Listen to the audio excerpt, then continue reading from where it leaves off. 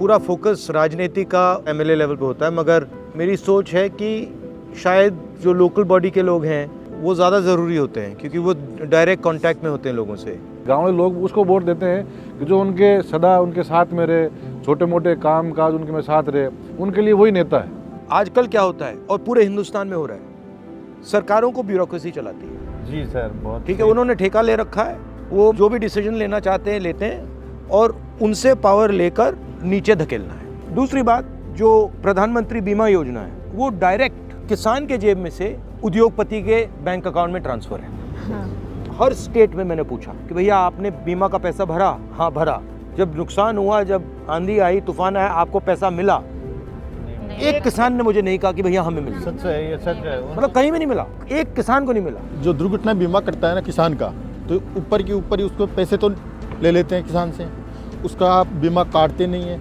By the वे 1000 किसानों का बीमा कट गया तो वो तो रख लेते हैं जेब में पैसा, और 1000 में एक दुर्घटना से ख़त्म हो जाता है और उसके घर वाले उसके पास जाते हैं ना, तो कोऑपरेटिव सोसाइटी में ये कहा जाता है कि बीमा कटाया ही नहीं था। हम जो योजना लाए थे, ये न्याय योजना जो है, जो हर महीने हिंदुस्तान के गरीब लोगों को 6000 रुपये बैंक अकाउंट में डायरेक्ट डालने के, वैसा कोई ना कोई योजना हमें निकालनी पड़ेगी जिससे किसान के पैरों के नीचे एक फर्श सा बन जाए, जिसके नीचे वो जा ही ना पाए। किसान की समर्थन मूल्य पे जो खरीद होती है और आमदनी दोगुनी करने की बात है, तो समर्थन मूल्य दोगुना कर देना, ये अन्नदाता है ना, मेहनत की कमाई खाता है, उससे भी कर लेगा। हमने ये छत्तीसगढ़ में किया है और उससे क्या होता है, अगर किसान को सही दाम मिलता है, पूरे प्रदेश की इकोनॉमी स्टार्ट हो जाती है। किसान की सबसे बड़ी समस्या, सबसे बड़ा दुश्मन है आवारा पशु। पूरी रात भर इस ठिठुरती सर्दी में किसान सुबह 5 बजे तक रखवाली करेगा।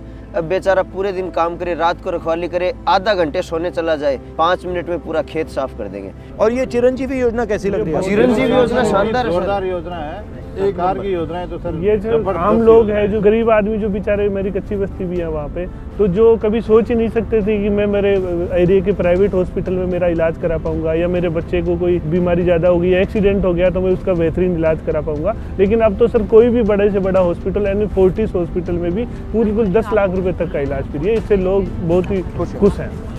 इंग्लिश मीडियम स्कूल में पढ़ना एक सपना सा था गांव के लोगों के लिए। बड़े महानगरों में तो इंग्लिश मीडियम स्कूलें थी। ये मेरी सोच है। देखिए, आपको हिंदी पढ़नी है, आपको बंगाली पढ़नी है, आपको लोकल लैंग्वेज पढ़नी है, आप पढ़ो, वो बहुत ज़रूरी है।